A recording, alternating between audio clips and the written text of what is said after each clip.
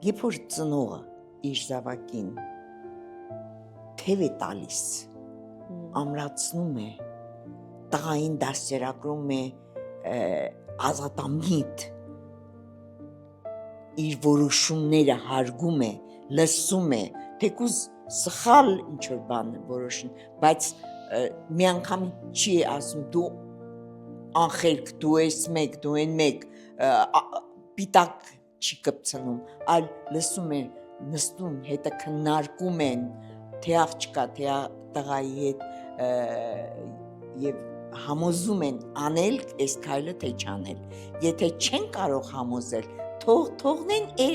ինքը երեխան պատանին դեռահասը անի քայլ, համոզվի, որ ինքը սխալ արեց, որտև ամեն մեկս էլ սխալների վրա ենք սովորում